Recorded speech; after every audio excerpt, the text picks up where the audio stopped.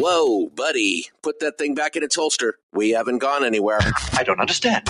Check out the MichaelDukesShow.com for information on how to get access to the podcast. Welcome to the party, pal.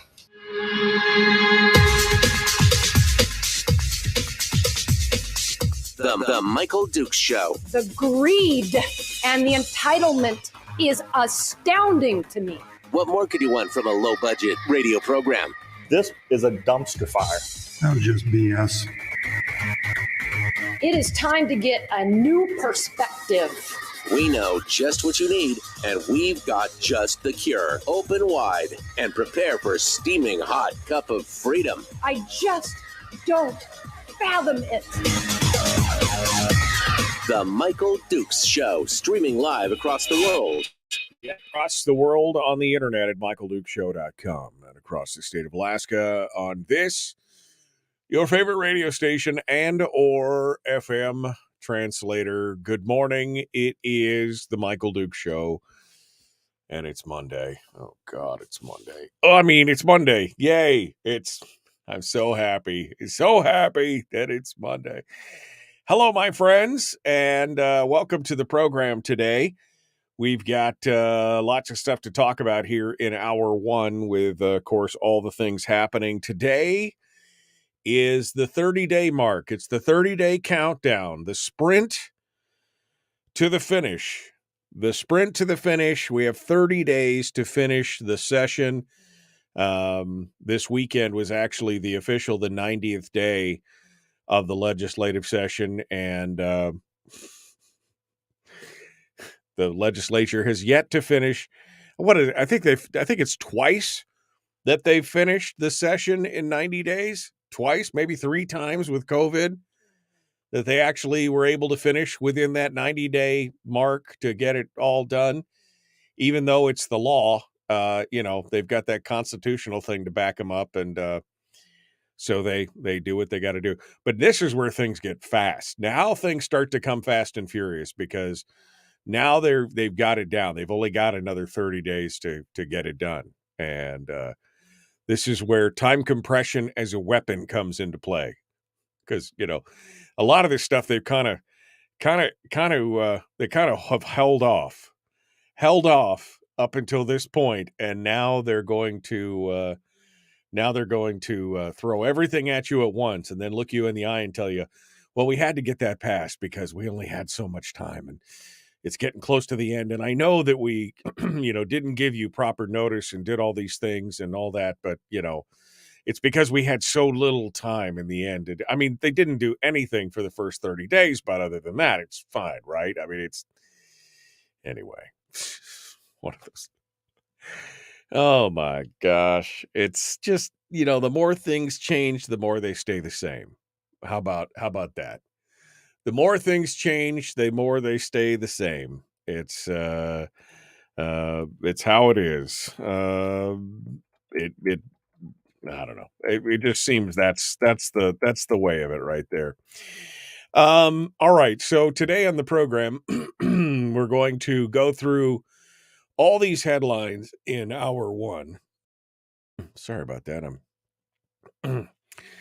not quite 100% this morning. I don't know what the deal is, but I woke up and not quite there yet. You're going to help me though. So we're going to go over the headlines in hour one, including everything that's going on around the state and where we go from here. And then in hour two, we're going to pick it up for a little bit of Myers Monday. Robb Myers, state senator from District Q. Used to be District B. Now it's District Q, I think. Up there in the North Pole area, Robb Myers is going to be joining us here. And we'll be talking with him. In fact, he just dropped in the chat room. Yes, 2008, 2013, and 2020. Those are the only 3 years since we've passed the 90-day session limit that they've actually hit in 90 days and been able to get in and get out. And 2020 really doesn't count because that was COVID and nobody wanted to do anything, so they just passed a boilerplate budget and they got out. That was it. Oh, man. Oh, what are you going to do? So anyway, that's the program for today. Robb Myers will be joining us tomorrow. Brad Keithley, Chris Story, and then on Wednesday, State Senator Mike Shower. And I'm working on some other ancillary guests. Surprisingly, been getting a lot of good correspondence, feedback, I guess was the word that I was looking for. Getting a lot of good feedback on some of the other guests that we've been having, including the authors and some of the non-political stuff that we've been talking about, which is good. Where I'm working on more of those where we need a little bit more of just kind of slice of life stuff. And it's unusual for me. It's not my normal thing. So I'm reaching out to different channels and folks and places and trying to get all that stuff squared away. So that's what's happening there. Okay. So what's on the What's on the agenda for the news stories today? Well, we got several different stories about the budget because, again, 30-day mark now is the sprint to the finish. Now things, if they've been working on a scale of 1 to 10, they're working at about a 5, maybe a 6. This is where they crank it up to 11 for the last 30 days. And all of a sudden, all of the different stuff has to happen. And now you can see that there is a whole slew of pieces and parts that are up for public testimony just over the next few days. In fact, today and tomorrow, you've got a lot of opportunity. This morning at 8 a.m., In House Education, there's a bill on the Correspondence Study Program funding, HB 139. At 1:30 this afternoon, there's going to be a handful of bills that are in Senate Finance, a couple on appropriation taxable income, Citizens Advisory Commission on federal areas. Then in Labor and Commerce, there's going to be 2 different bills, one profession of pharmacy, it's SB 94, and then controlled substance data exempt animal prescriptions on HB 56. That's in Labor and Commerce. Senate Resource is going to have a bill about geothermal resources. Then House and Community and Regional Affairs is tomorrow at 8 a.m. is having that bill on the new municipal property, the tax exemption and the blight tax. That's coming up tomorrow morning. The discrimination against gender identity and sexual orientation is also going to be up in front of Community and Regional Affairs. Then in mid morning at 10:15, House Energy Committee has a presentation and public testimony on sustainable energy, HB 154. Then the Transportation Committee in the House has a bill at 1 p.m., HB 128, that deals with the oil terminal facilities. And then at 1:30 in Senate Community and Regional Affairs, there's going to be reclassification of first-class cities bill, SB 79. I have no idea what that one's about, other than obviously it's a reclassification of first-class cities. And then at 3 p.m. in the State Affairs, there's a restorative justice account appropriate HB 116. I don't even know what this is about. Hold on, let me pop this up real quick, because that just sounds an act relating to appropriations from the restorative justice account, which is the restorative justice account. Being enacted by the legislature may appropriate amounts from the account to the following recipients in the prior order and percentage limits. Oh, this is about another story that we're going to talk a little bit about. This is the bill that would increase the amounts of compensation that crime victims receive from a fund established and for the operating cost of the Violent Crimes Compensation Board. So that's what the restorative justice is about. And then finally, State Affairs has got a bill, Senate State Affairs rather, at 3:30 on Tuesday, has got a bill about license plates and specialty organizations, SB 95, which Kelly Merrick, Keel, Kaufman, Bjorkman, an act relating to a special request specialty organization registration plates. I don't know. So apparently they're making fancy license plates again. So that's another. I hadn't even heard about this bill. That would not surprising. But that's just the next 2 days. What is that? 2, 4, 6, 8, 10, 12, 14, 13, 14 different hearings just in the next 2 days. It's like a full-time job. Just like a full-time job trying to keep up with the legislature. Anyway, Must Read Alaska's got a list of all the testimony and also the contact information when you want to, if you want to sound off on this. And of course, you can just send emails. You could send it to the various committees and everything else. There's a whole list of, there's a whole list of email addresses that Downing has listed on this article as well. This is up from yesterday. Monday, Tuesday, public testimony opportunities is the name of the article. I'm going to go ahead and drop it in the chat room. So if folks want to go out there and do it, you can do it right there. So that's, I mean, again, this is the start, right? You just heard the starter's pistol go off this morning because at midnight on May the 17th, midnight at Monday the 17th is the last and final day of this session. Somebody in the chat room just said, public testimony is a waste of time. Well, I mean, if you feel that way, I guess it is.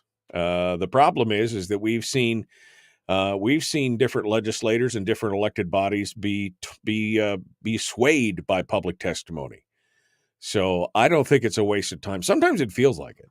I mean, there's no doubt about it. Sometimes, you get up and you are on hold for. I mean, last time I testified in front of the legislature, I mean, it wasn't in front of the legislature. I called in like all the other regular Joe schmoes.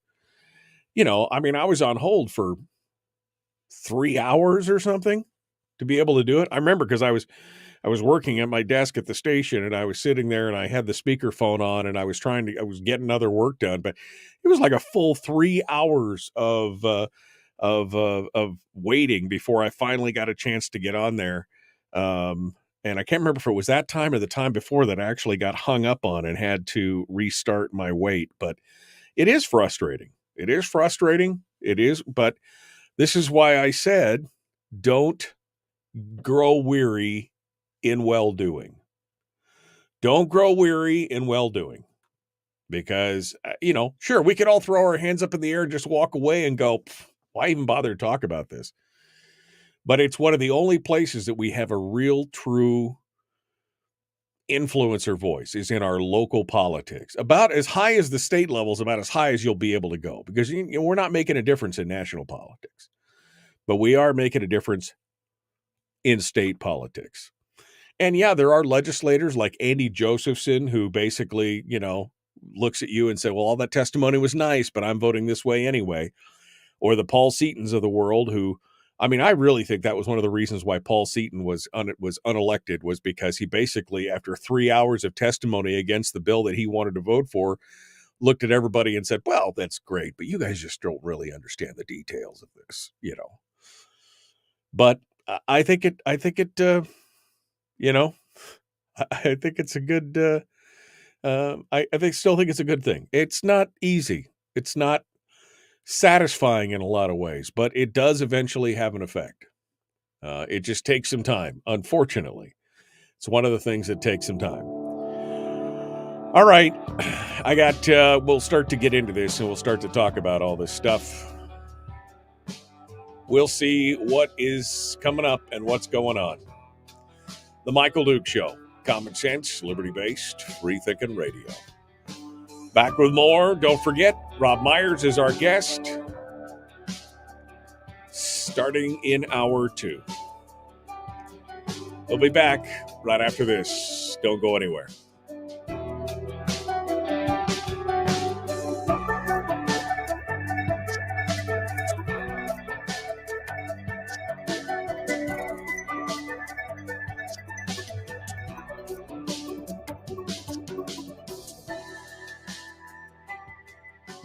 If you missed the show, you can listen to it on your time with Dukes On Demand. Oh, and it's free. Like America used to be. Streaming live every weekday morning on Facebook Live and MichaelDukesShow.com.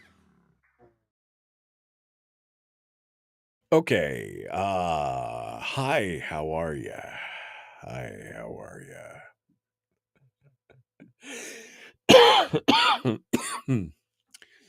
Yeah, oh man, this morning was a little bit rough this morning. Normally, Mondays aren't too bad for me, but this morning it was all I could do to drag myself out of the rack. Holy cow. Let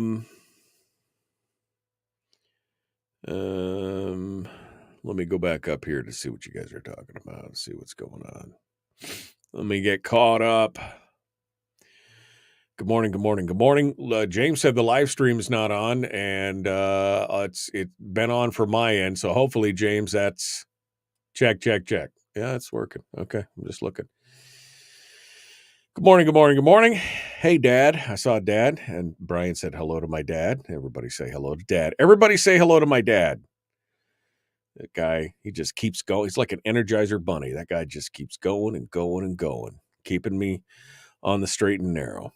Good morning, Hector. There's a new name I hadn't seen. Good morning, Hector. Nothing on the massive oil giveaway. We've talked about it several times. I'm Just going through here. Public testimony. You need to get Representative Prax on your show and ask him why he is against HB 105. Okay. I'll talk. What is HB 105? I can't keep track of what do we got here? HB 10. Where's my list? Where's my list? Okay. HB 105. All right, I'm going to have to go look it up because I don't see it there. And I don't recall what HB 105 is. Jason, feel free to enlighten me. An act relating to moving Juneau to Portland. What's the T-shirt? The T-shirt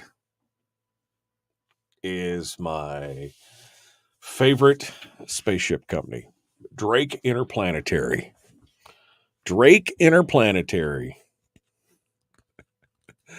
Oh, man. That's an inside thing for me.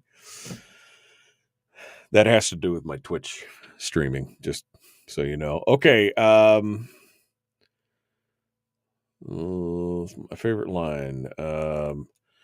Every LGBTQ ADC teacher and student called in to get rid of parental rights in schools. Terry says, I have testified on local issues, and yes, it does make a difference. Chris disagrees. He said legislators cannot remember what they say in session, let alone what their constituents testify to. And that was the whole, again, Harold saying public testimony is a waste of time. It feels that way a lot of the time. Absolutely. I'm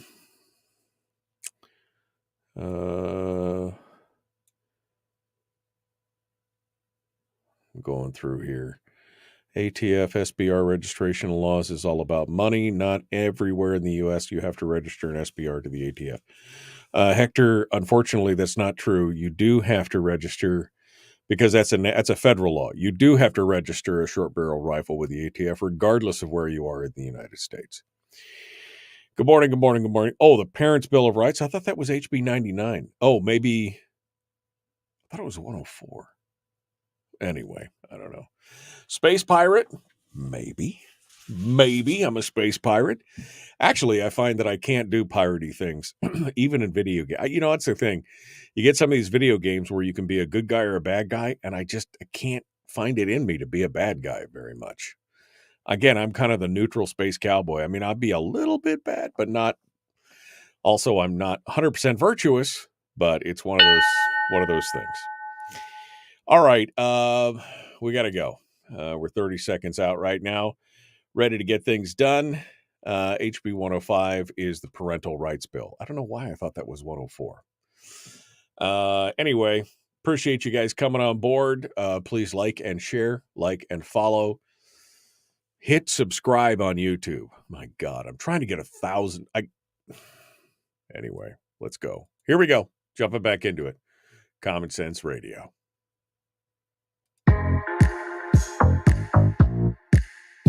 The Michael Duke Show. Not your daddy.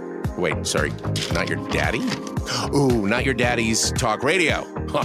Whew. I was scared for a second. Thought we were going down. Here's Michael Dukes and the show.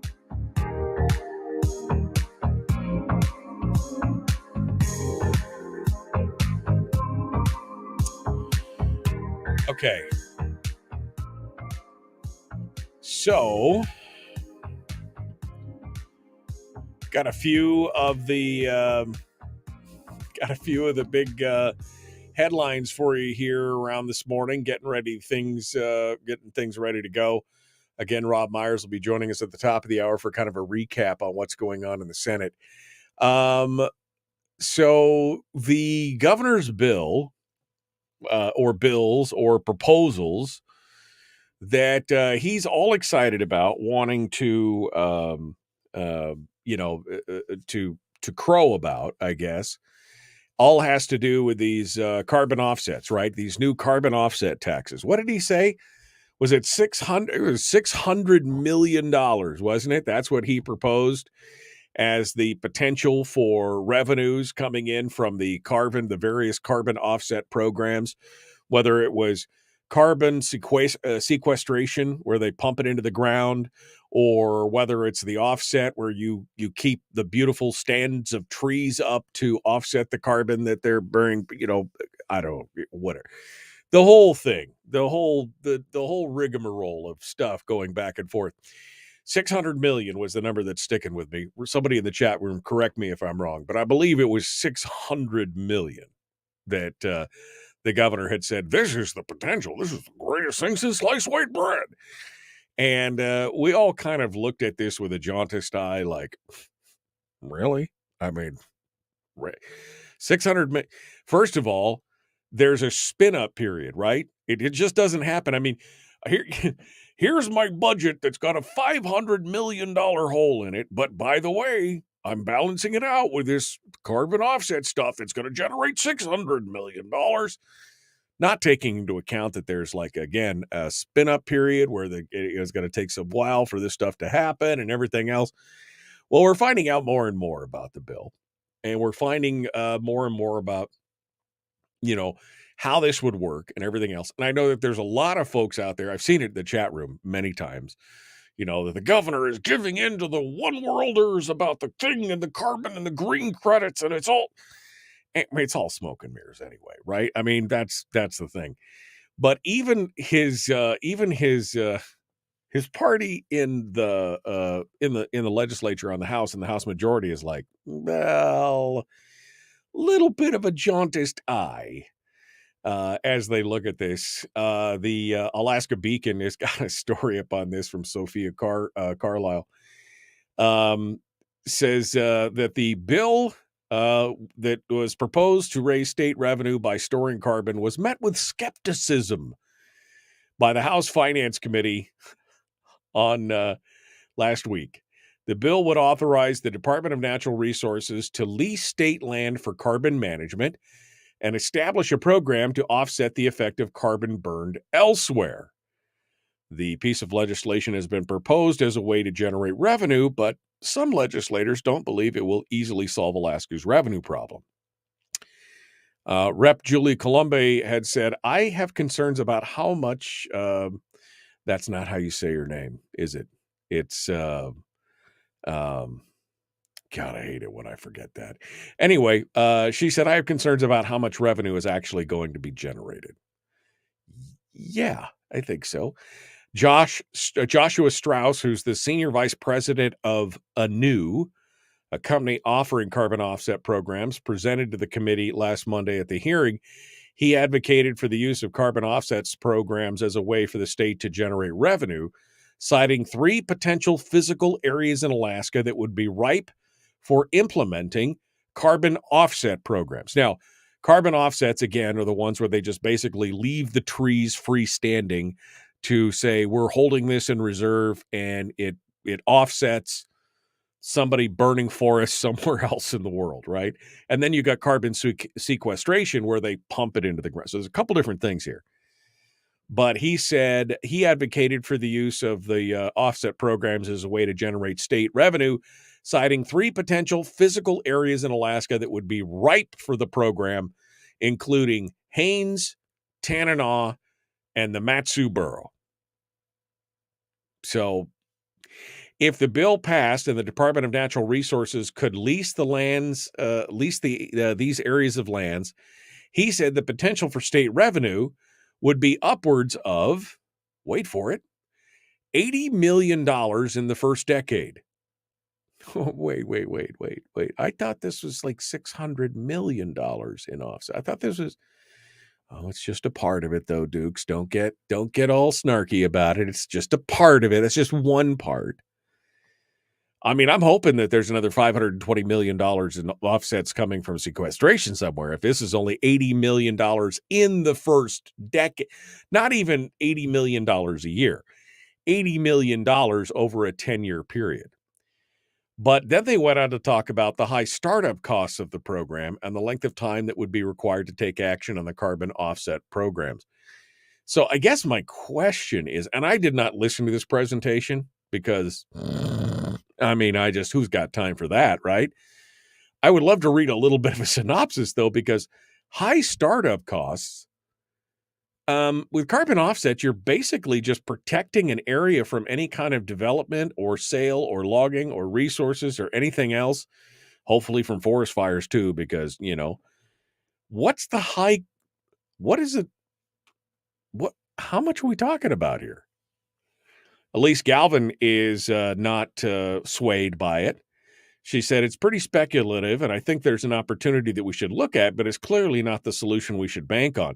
It's asking for a pretty big investment in advance, and that she said she was more favorably inclined towards her plan that offered a different solution. She's talking about the income tax that she was talking about.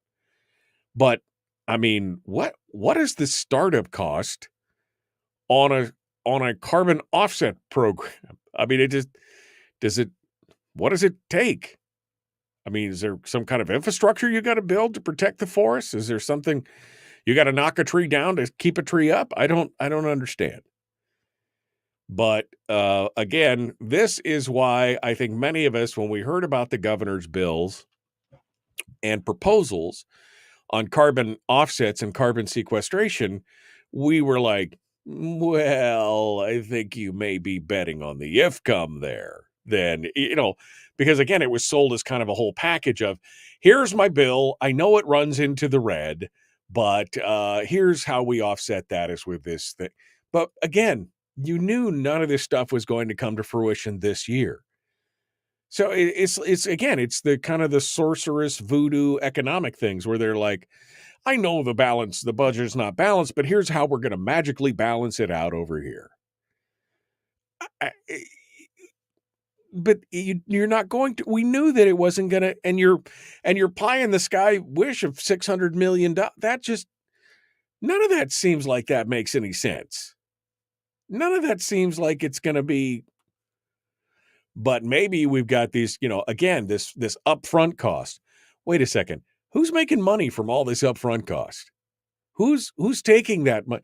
Is it the companies like this, a new company? Is somebody getting paid and then wandering off in the pucker brush later on? Is this like one of those con things where you get the money up front and then they disappear later on? I mean, I'm asking for a friend. It seems a little scammy. I would like to know exactly what everybody's talking about the high startup costs, but unfortunately, this article does not say what the startup costs would be, which is unfortunate. They've been doing some good reporting over there at the Alaska Beacon. I mean, it's slanted, obviously, in some ways, but I mean, overall, they've been pretty. But they mention it several times that this has got a high startup cost, but then they don't tell us how much the startup cost is for our $80 million in revenue over 10 years. That's only $8 million a year, by the way, for those of you who are mathematically challenged. How much do I have to put up front to get $8 million a year in return for the next 10 years?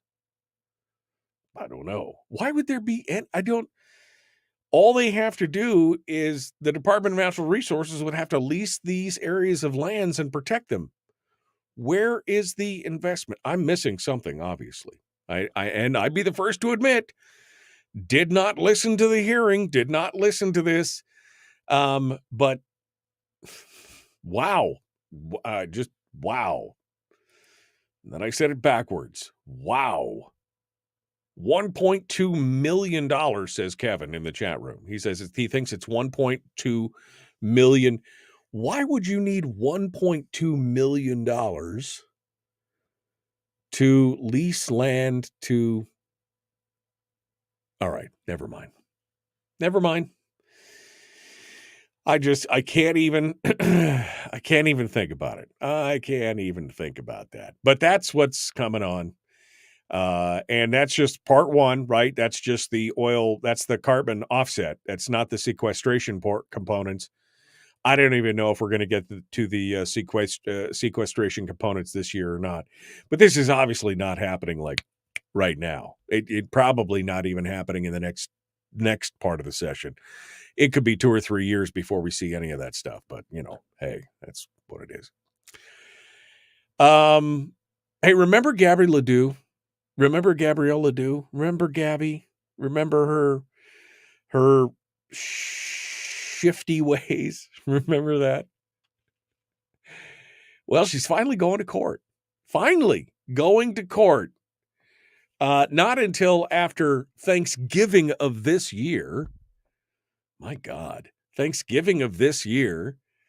They've been set the trial date. The trial date has now been set for after Thanksgiving, more than 3 years after the state accused her chief of staff, and her chief of staff's son from election misconduct in regards to the primary and general elections in 2018. They were accused of soliciting and encouraging people who did not live in Ledoux's district to vote for her in elections that year. They also got a bunch of dead people to vote. That's impressive when you get dead people to rise from the grave and come and vote for you. Ledoux's former chief of staff, Lisa Simpson, also accused of multiple election-related crimes. She unsuccessfully ran for state house last year and withdrew from the race after finishing third. Her son, Caden Vaught, is the third person facing charges. Earlier this week, the judge issued a bench warrant after Vaught failed to appear for a Tuesday hearing, and his attorney said he had been unable to contact him.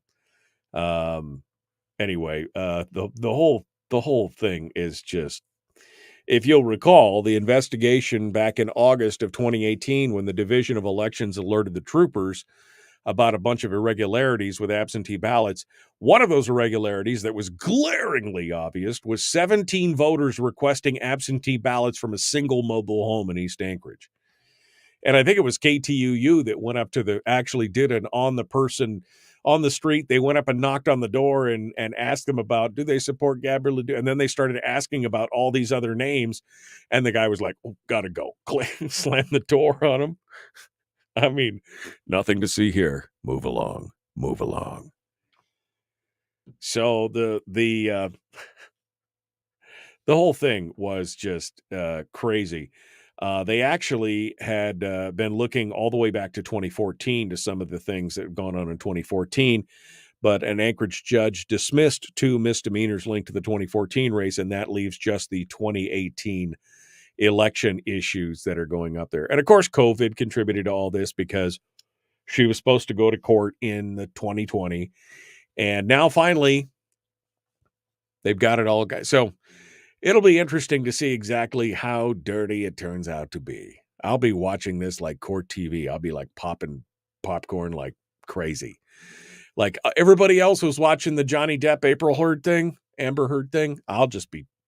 I'll be watching the Gabrielle Ledoux trial because I am interested in how dirty is Alaskan politics. Well, we know it's not pretty. Let's just put it that way. All right, I got a couple more stories. But we are up against it, so let's continue. We gotta take a break. Don't forget, you can always join us on Facebook. We got the whole crew out there on Facebook. They're criticizing me. I can hear it. I could feel the criticism. Not from everybody. It's over on Facebook, by the way. Facebook.com/Michael Duke Show. /live. That's the easiest way to get there. Facebook/Michael Duke Show /live. Or you can find us on YouTube and on Twitch as well. Come on in and be part of it. We'll continue the Michael Duke Show. Common sense, liberty-based, free-thinking radio. Back with more right after this.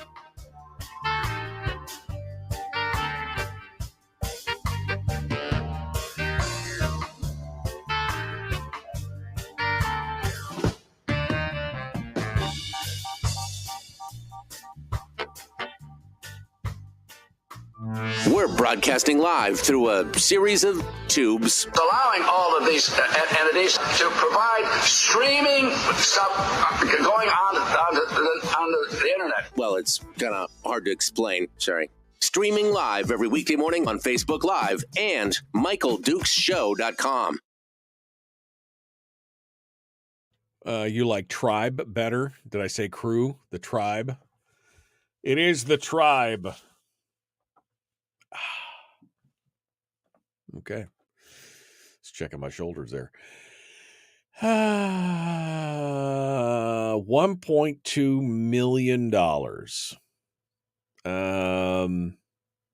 It is to set up an office to handle the project. There has to be a project developed to cut down the trees, and then Alaska would be paid to not cut down the trees. Okay, so wait a second. Explain this to me. So first, we have to decide to cut down the trees and set up a thing and hire people and everything else to cut down the trees.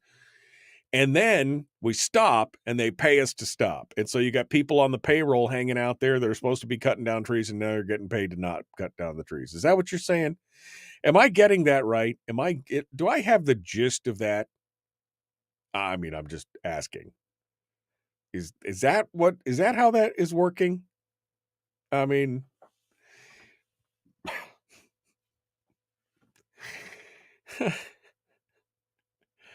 oh man. Let me go back up here. No critic here, MD. The whole thing seems like unicorn farts to my mind. I mean, yeah, the way I had read into it was, like I said, they just kind of protected those areas and they leased them to you and they were there in perpetuity. And that's how you could offset the carbon. But no, you've got to create a program to cut the trees down and then stop the program and get paid to not. That is.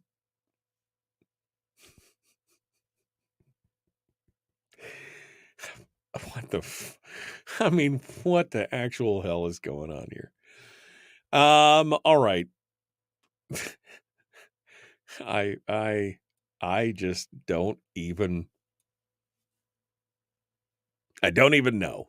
Just don't even know. Go read the piece that you posted in the Common Sense Corps, Brian says. I'll have to go read the piece, Brian. I was incommunicado all weekend.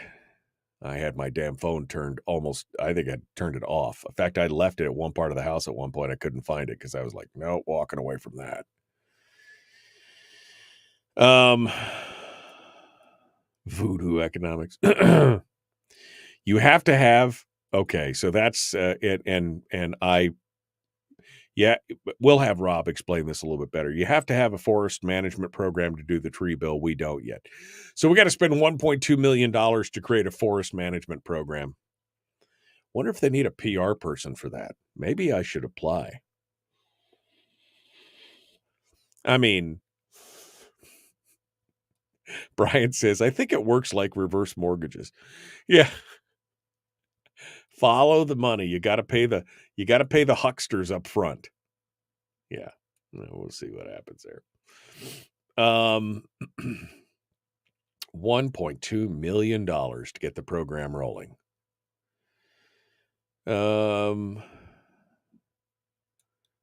We do not need Juno. We need a financial manager and a planner. Someone who knows how to manage a checkbook, says Rick. Well, that's why we had Donna Ardwin down there to try and help us with that. And she immediately got run out of town on a rail because they're like, oh my God, she might actually expose us for what we're doing here. Get her out of here.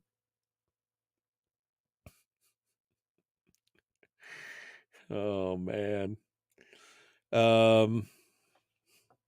The more I find out about this, says Hawk, the more scammy it sounds. Yeah. Oh, yeah, this all smells like Folgers. Okay. Let's start a logging program and then actually have a logging program, says Jennifer. Yeah, that's the thing. You're going to start a forestry management program, which many Alaskans have been calling for years. We should have some kind of logging program and then immediately start taking money to shut it down after we've got it. We have to create a government program to then pay money to stop the government program. This sounds like farm subsidies all over again. Does it not? Does this not sound like a horrible idea? I'm asking for a friend. It just sounds like a horrible idea.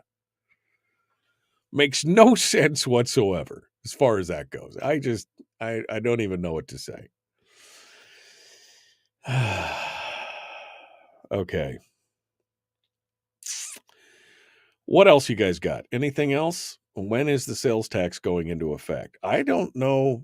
I don't know is we're actually going to have a sales tax. It'll be interesting to see what they say, but I'm not.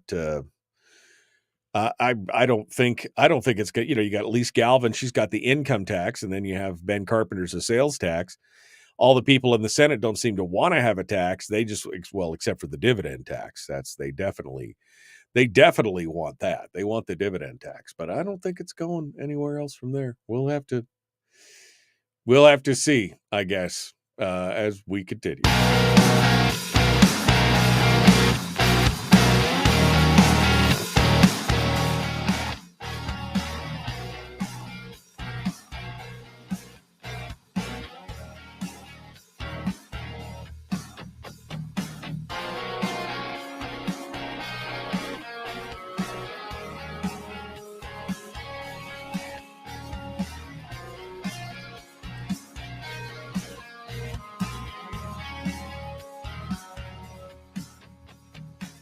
Okay, one final segment of hour one. Senator Robb Myers is going to be joining us in hour two, so we'll be getting to him here shortly, talking with him. Meanwhile, working our way through some of the stories that are coming out here. I'm still scratching my head. So apparently, and we'll be asking Robb Myers about this later on in the program because he commented in the chat room as I was going back and reviewing some of the comments, that apparently what you have to have is a forest management program. If you want to have a carbon management, if you want to have a carbon offset program, you already have to have a forest management program, and we don't have one, which again seems a little weird. Kevin McCabe makes a comment about we only made $1 million on our trees last year, and we spent $50 million trying to fight forest fires. So it just seems like, that's part of the thing. But so again, this is so typically government. We're going to create a plan and create a department and create a forest management program, and then we're going to pay ourselves not to do it.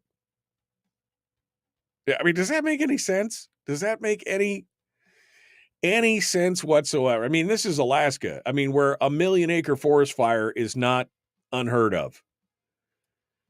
And because we're not managing the forest properly. Because there's a lot of forests, right? I mean, we're 1/3 the size of the United States. And we got a lot of land that you can't even get to. I just don't know. The more I hear about this, the more I just think, oof, somebody's got sold a bill of goods somewhere on this. I don't know what it is, but it just seems like. And of course, this whole thing is about the revenues and everything else. And the House and the Senate are so far apart right now that I don't even know. I don't even know what is going to happen. But I can tell you that I can tell you that Bert Stedman's got no love for you. The House is set to continue its debate on advancing the operating budget today after progress stalled last week due to the disagreements over the two chambers' spending plans. Sean McGuire at the ADN's got an article on this. The House's plan has a dividend that is $2,700. And on top of that, they've got a $175 million one-time boost to public schools outside the BSA. That would cost roughly $600 million that they would have to pull from the CBR, the Constitutional Budget Reserve. The Senate's plan shows a $1,300 dividend and a $1,000 permanent increase to the BSA, which would be $257 million a year, every year going forward. So remember how we talked about the size and scope of government was like, if you did nothing else, it would increase by $100 to $150 million every year. Well, this would be a $257 million increase that, oof. The bipartisan Senate Majority Caucus has wanted to craft a budget without needing to draw from the CBR. So I mean, that's because they don't want to give the minority any minority a chance to do anything about this. Kathy Tilton has said on Friday that the plan is to advance the operating budget to the Senate when the House next convenes this morning.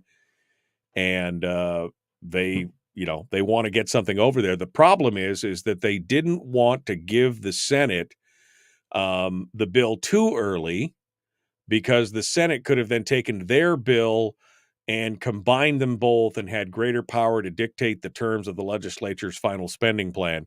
So they didn't want to give them too much time with it. So again, time compression as a weapon. That's, I guess that's a two-way street. Sometimes it could be used for ill, sometimes for gain. But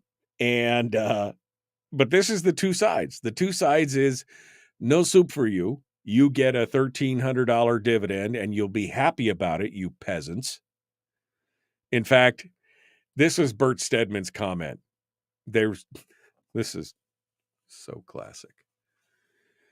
After a sharp drop in oil revenue projections last month, Sitka Republican Bert Stedman said there was simply not enough state funds available to pay for the House's dividend, a school funding increase, and a larger capital budget to capture federal infrastructure. Just wasn't enough to spend on all those things.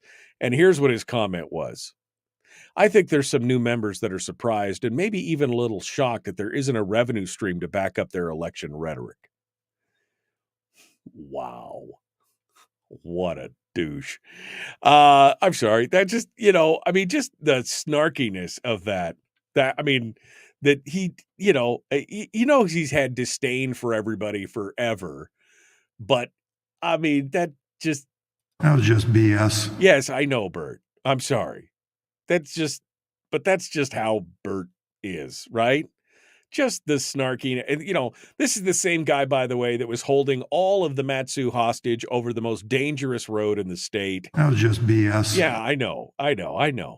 But, you were holding these things hostage and deciding, won't letting people vote, and you're holding the KGB out there, and you're doing all this. Oh, God. Well, anyway, so we're going to see what happens here. The House and the Senate obviously typically pass different versions of the budget, and then they reconcile those differences in a negotiation in something called the Conference Committee so that a single budget can pass through both chambers. If the draw from savings, the 3/4 majority vote requirement from savings, is included, the House will get another chance to approve that. So I don't know if they're going to get a chance to do the 3/4 draw or not. I don't know. I mean, is the sweep and reverse sweep going to be part of it? I believe so, but we'll have to see how they handle it. I mean, it's been so weird lately. The Senate also, by the way, has legislation that would establish a new dividend formula, 75-25. Which, by the way, is the $1,300 that they're talking about.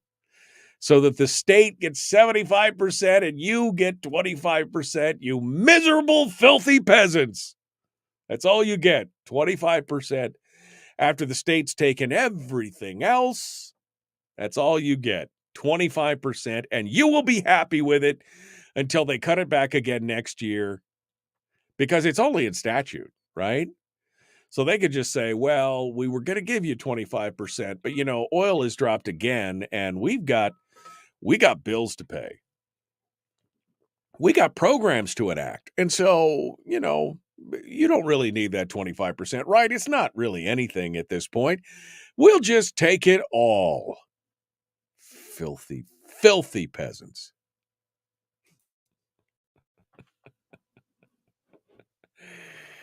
I mean, oh, God, that is the thing. Yep, that's that's where we're going. But the House is supposed to pass their version of the bill today. It'll probably have the CBR draw in it, I imagine. I don't see them giving up on that right now. And I guess we'll see what that means for the Senate side. They're going to try and cut it out. I guarantee you. They do not want to get that. We'll see what happens. We'll see. We're going to get the full scoop as much as the full scoop as we can from Senator Robb Myers. He's going to be joining us. He's going to be joining us now in just a few moments, and we'll talk with him about what he sees in this hot mess that is the legislature. Oh, yeah. That was just BS. It is the Michael Duke Show, Common Sense Radio.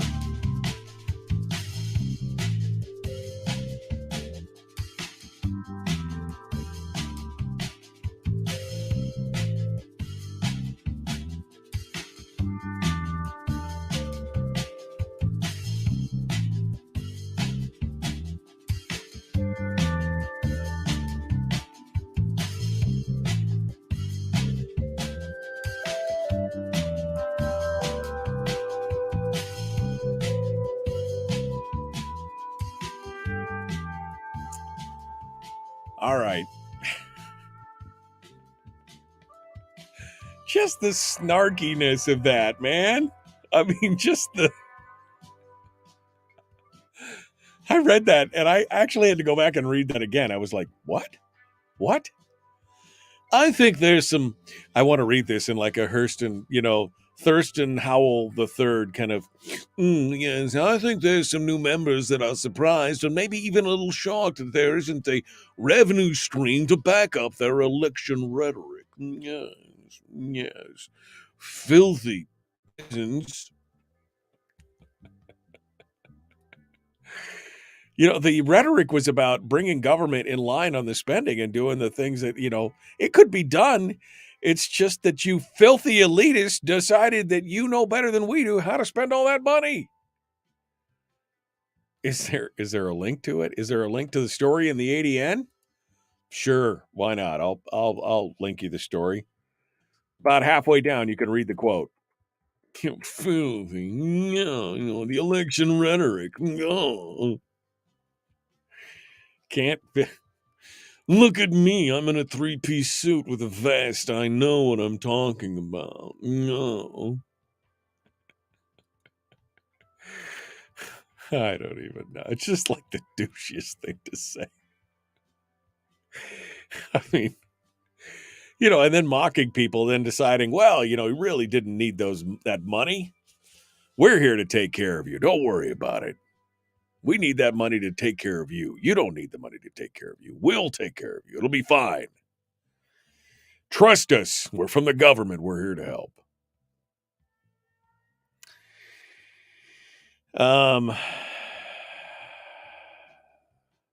We'll see. We'll see what happens. All right. I suppose we should get on the stick here and get ready to talk to our friend, Senator Robb Myers. Get it going on. What are you feeling? Homesick? You feeling sick you had to wear the high speed? I can see you from here. So bright. I know. Where were you today is the start of Work Zone Safety Awareness Week. And so I brought this with me. I'm going to make a few remarks on the floor about, watching out for people at construction zones and everything. I know it does not look like summer yet, but it will be there eventually. I promise, I think. Yeah, right. Exactly. Tell me that the tooth fairy's real too.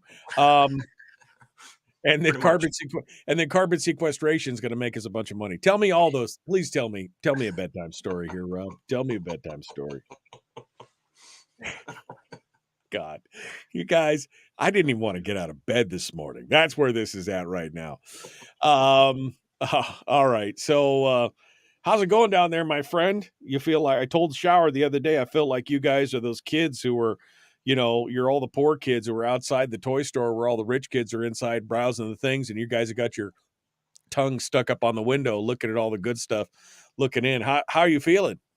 Well, I was just talking to my wife about that last night, actually, and she was asking how things are going. And I said, well, sometimes it's kind of like what you just described there, where you're on the outside looking in, kind of wishing that you had more of an active role. But then sometimes you just kind of sitting back and watching the craziness. And and kind of watching some things melt down, and it's like, oh, hey, I'm in the super minority. I have no input. I have no responsibility. I'm going to sit here and eat popcorn too. So, it kind of goes day to day. Right. Well, it's interesting to watch and interesting to hear. So I definitely want to talk a little bit, because you seem to be more in the know. You and Kevin both. I've not been paying attention to the carbon offset and carbon sequestration. Maybe you can give us a brief explanation of what all that entails. But to me, I mean, was my analysis off when I said this sounds a lot like farm subsidies, where we're going to pay you not to do things? I mean, right? I mean, it just seems a like little bit. We didn't have the program, so we're going to create the program to then stop the program and then take money in from stopping the What? I mean, that's crazy. Well, it's not just about, and we can get into this more on the air, but it's not just about, whether or not you're cutting down the trees, but it's also whether or not, or it's also what kind of a program you have for your forest fire management too, because, our standard practice here in Alaska primarily has been, unless it gets close to a populated area, we let the forest fires burn. But the problem with that then is that the guys in the carbon sequestration side, they look at that and they go, or excuse me, carbon offset side, they look at that and they say, well, no, that doesn't count. It doesn't count to say we're not going to log these trees if you're just going to let them burn the next time there's a forest fire. So they want to know that you're actively managing forest fires. And not to say you can't have a fire go through the area, but they want to know that you're going through there and, clearing out the underbrush and things like that, to make sure that the forest fires that do happen are small. They don't, go up and completely scorch an area, because we've had those. Right. And so it's a lot of it boils down into things like that. And then some of it boils down into what you're talking about as well with, hey, we're going to, promise to cut down trees that we're not going to cut down to begin with, kind of situation. But, there's, I don't want to get into this. I don't want to repeat myself. This is, my head is already exploding on this. So, all right, well, let's hold the line here. Robb Myers is our guest. We're going to jump into this. We get 20 seconds. So we're go. Folks, like and share the show. Like and follow the show page. Do all the good stuff. Here we go. The Michael Duke Show. Common sense, liberty-based, free-thinking radio.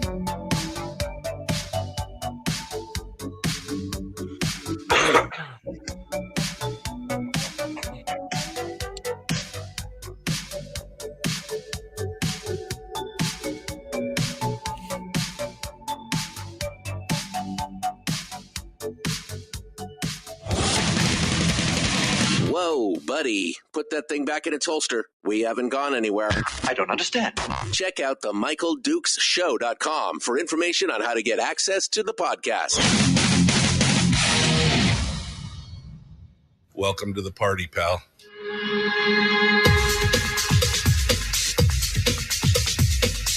The Michael Dukes Show. The greed and the entitlement is astounding to me.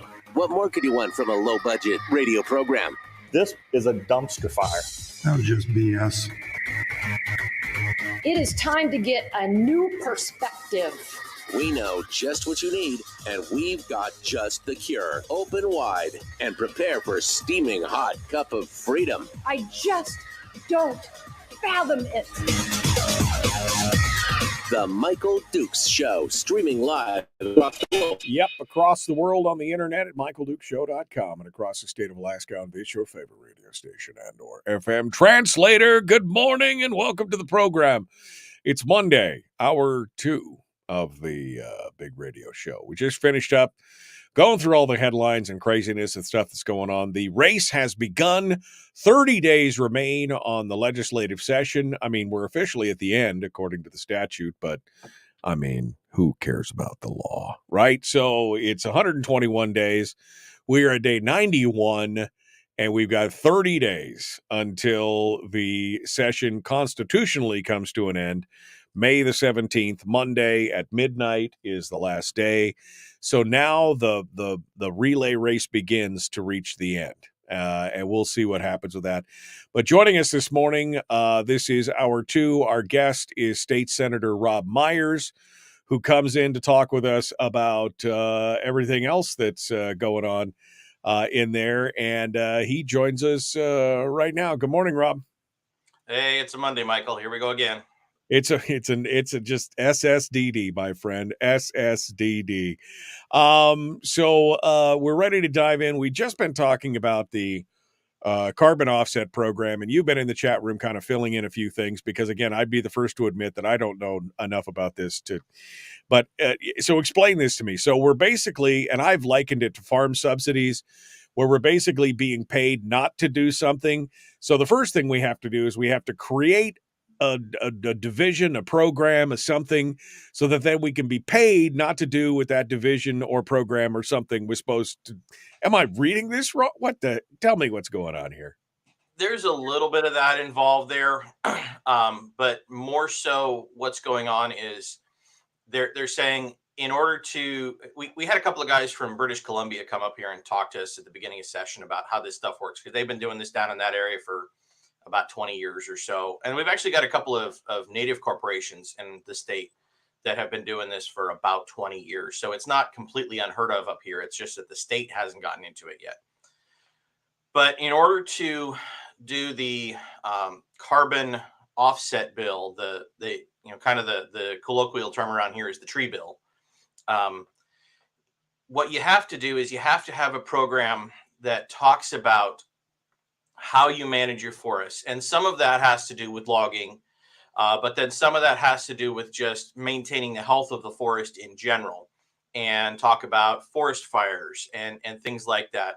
And because, for the vast majority of Alaska, unless it gets close to a populated area, if there's a forest fire, we let it burn.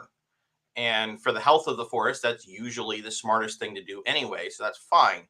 Right. But, these guys aren't going to want to put down a 75-year contract on protect these trees and don't let them release any carbon if we're just going to let it burn, in 5 years when the next lightning strike hits in that area. And they have some stuff that they build into the contracts, recognizing that these things happen. You need a certain amount of fire to maintain the health of the forest, especially up here, the way that the black spruce work and things like that. So that's already to some extent built into the contract when you write it, but they don't want the whole thing to burn down, because then they're paying for nothing. And so, the problem that we have up here is that we don't have that kind of a forest management system. You have to, for example, have ground access most of the time when you write these contracts, and we don't. You don't have a road going into these forests, right? And they want you to do things like, lane clearing, brush clearing, do all the undergrowth and things like. I mean, my first question is, were all these people must have been raised outside, and they must think that Alaska is this little island off to the side of the United States that's smaller than Texas or something. Do they not realize that Alaska is 1/3 the size of the continental United States in landmass, and there are no roads to go clear out all this undergrowth and all that? Is this just like, hello? Hello? Right. No, the guys that we've heard talk, it seems like, most of these contracts up until now, have been based in states like Montana or Michigan or something like that, where, they've got a lot of forest and they're used to forest management, but, they've been logging in these areas for 150 years or what have you. And so they've already got all of this infrastructure and bureaucracy and stuff already set up. One thing that went through my head is at the beginning of session, we had those two guys from BC. I don't know the last time you drove the Cassiar Highway down there through BC, but it's interesting to drive through there and look at the signs on the side of the road in the areas where they've been logging, because it'll say things like, this area logged in 1995, replanted 1997, thinned out 2011, something like this. And it's like, we don't do that here.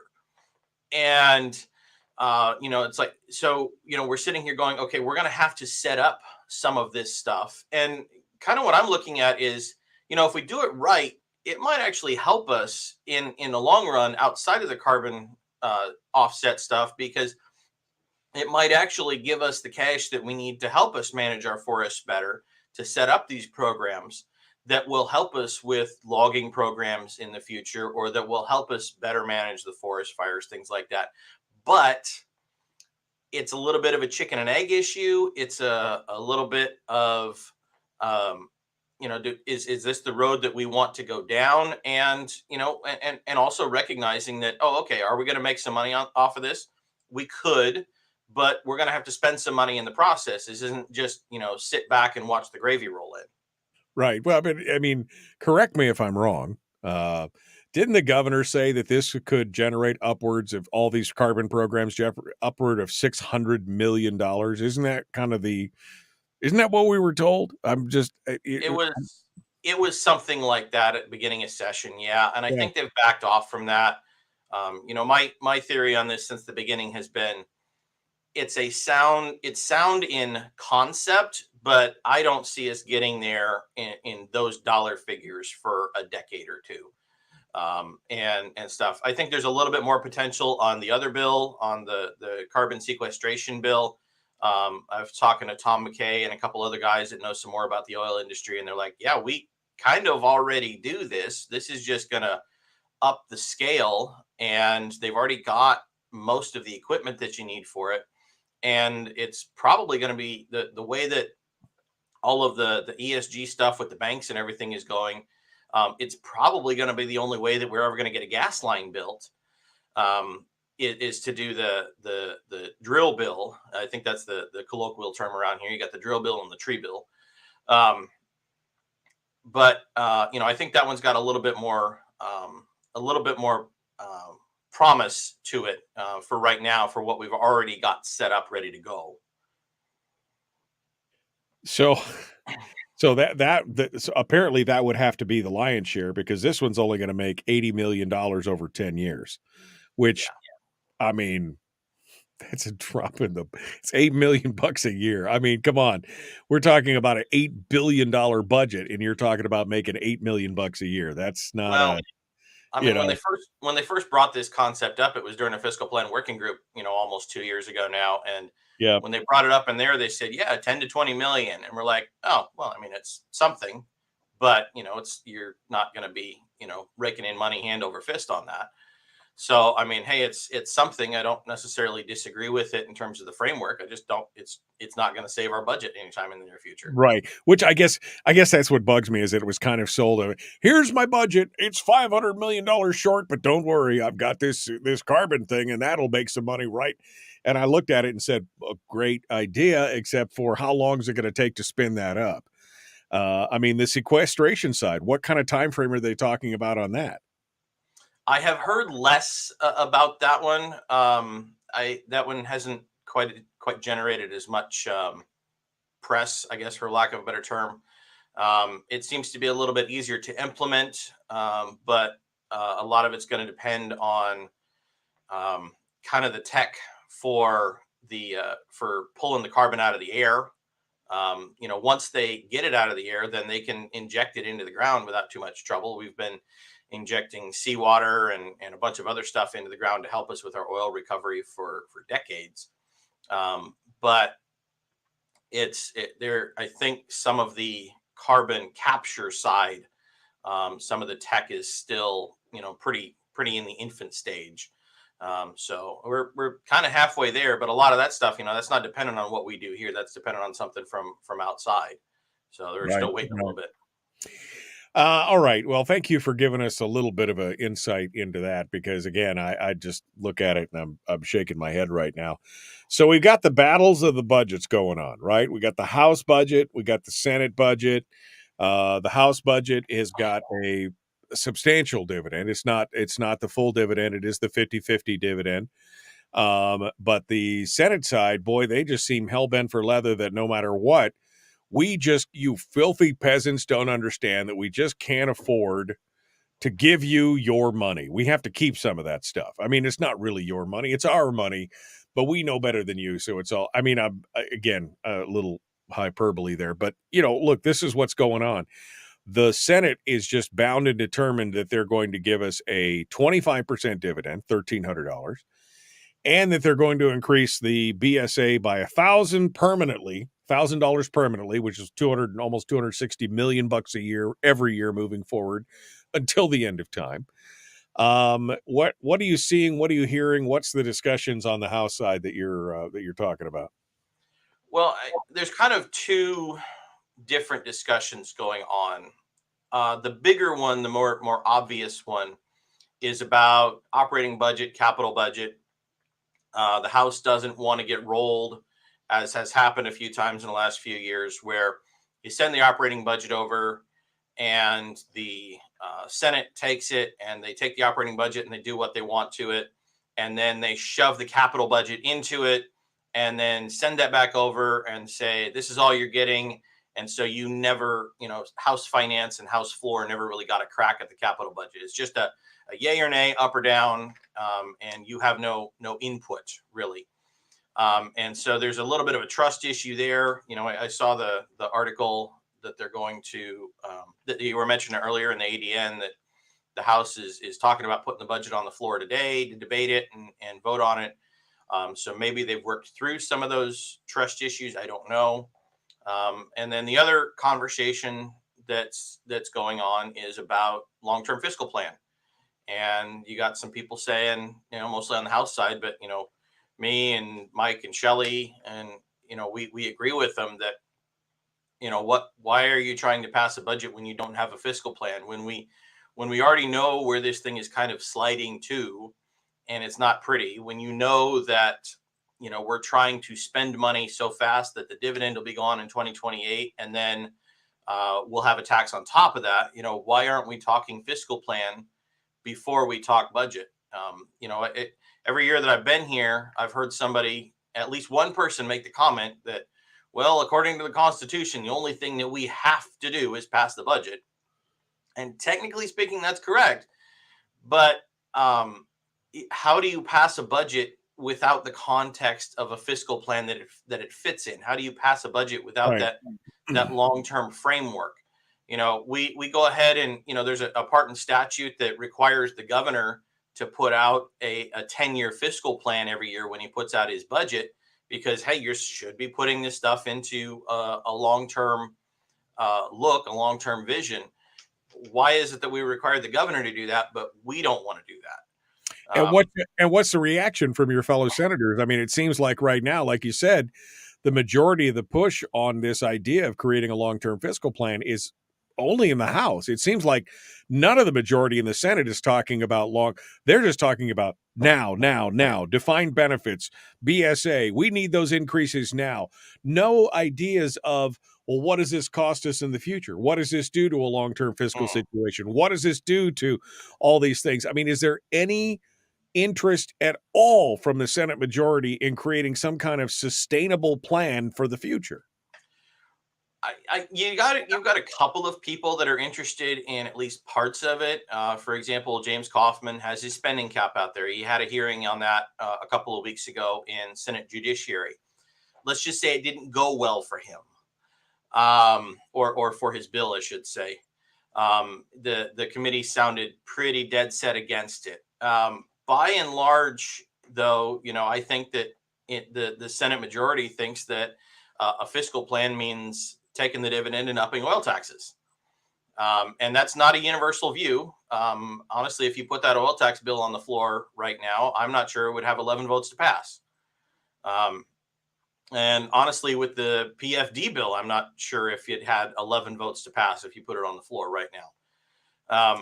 The 75-25 bills, what you're talking about. Right. And that's because you've got a few members of the majority that, still believe in the statutory dividend, but you've also got a few members of the majority that think that that's not good enough. So that leaving us with 25 is just too much. We really need 95 point effectively. Yeah. And so you've got, but I mean, the overall view is Mike Shower's right. You've got kind of this tax and spend mentality going through the majority. And so, no, they don't want a long-term fiscal plan because that's just one thing that's going to get in their way. Yeah, get in their way of spending because they know better than you how all that money should be spent. We got to go. We're going to be back with more. Robb Myers is our guest. The Michael Duke Show. Common sense, liberty-based, free-thinking radio.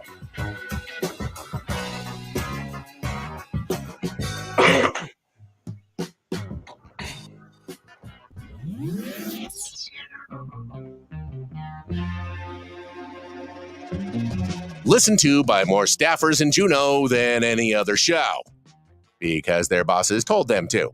And after what they just heard, oh man, they're going to be pissed. You're a bad, bad man. The Michael Duke Show. Just love the look on legislators' faces when I play that liner. Because it's so true.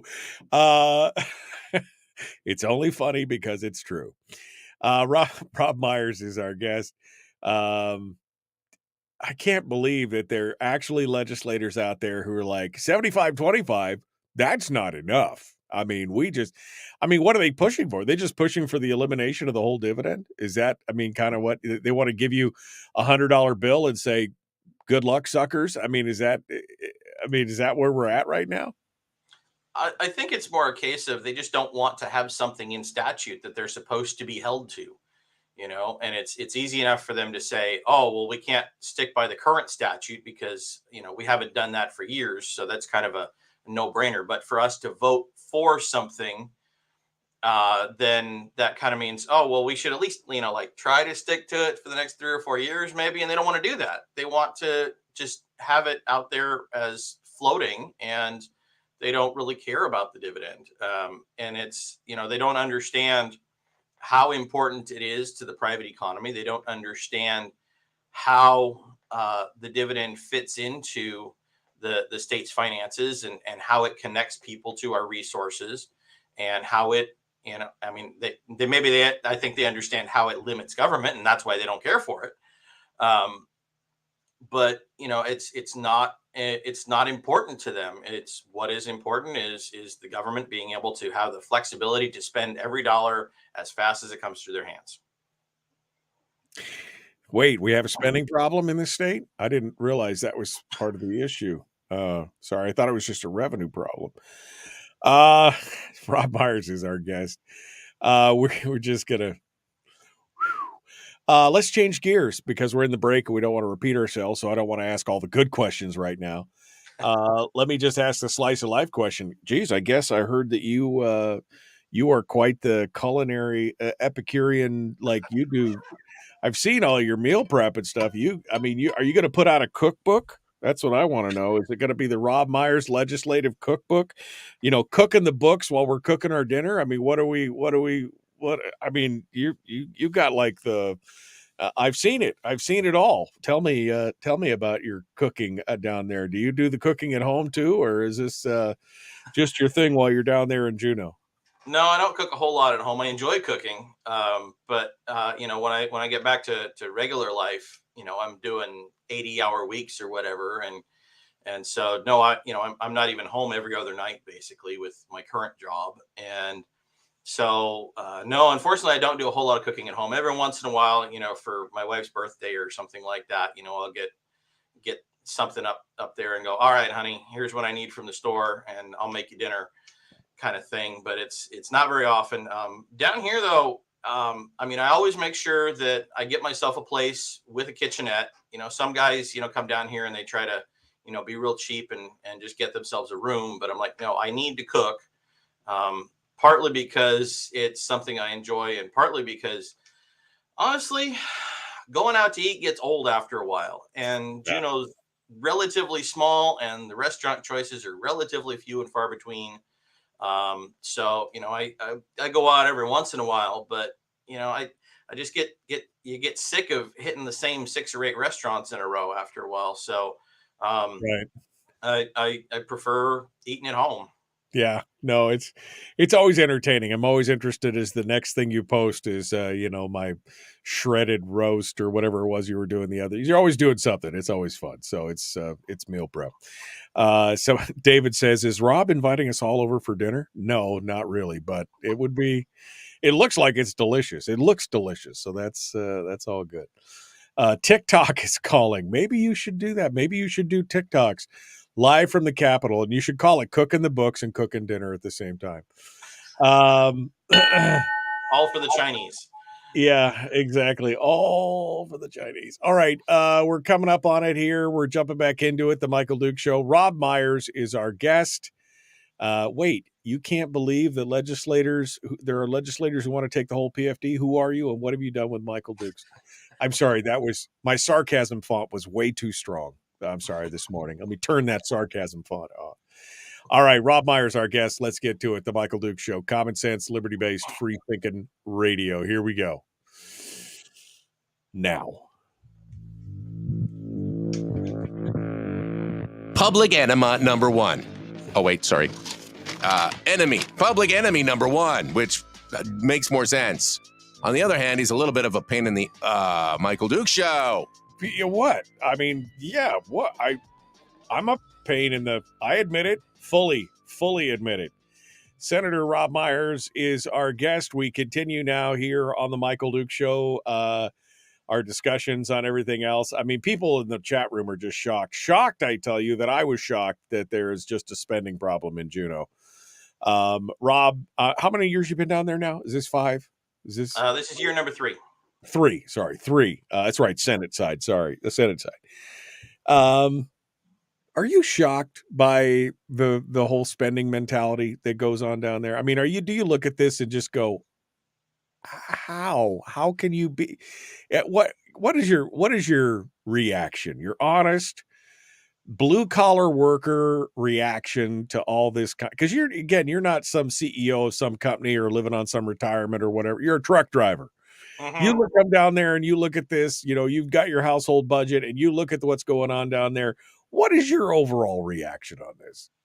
I mean, it's one of these things of, you hear about something else that we want to do to spend money, and it's not like shock, like eyebrows raised. It's more like shock, like, oh, here we go again. And, you kind of expect it to some extent with government in general. I mean, like you watch the borough and you go, oh, okay, for about 11 months of the year, people are coming to the borough and saying, okay, we need to spend money on X. And then you have that 1 month a year where they're actually debating the budget, they're debating the mill rate and things like that. And then there's that, that portion of the year, what was that, back in March or something, when we all get our assessments from the borough that say, about what your property values are and stuff. And those times, then everybody gets up in arms and they go, oh, whoa, stop the gravy train here, buddy. But, we don't have that pushback right now. And we haven't for a long time. It's always been, oh, well, we need more money. Well, let's just, let's soak the oil companies for something else.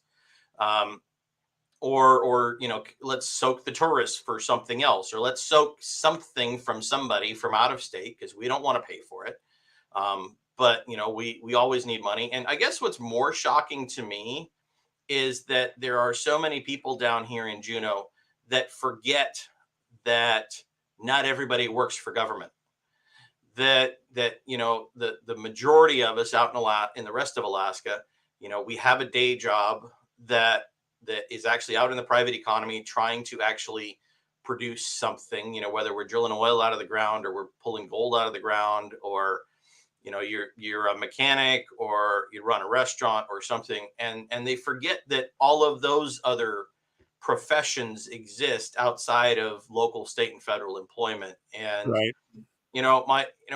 My theory, down here, what I've tried to talk about, kind of like Ben Carpenter's talking about, is to say, look, what we do in this building, in this Capitol, with our budget, it affects things outside of this place. And we can't just fix our budget and destroy the private economy in the process.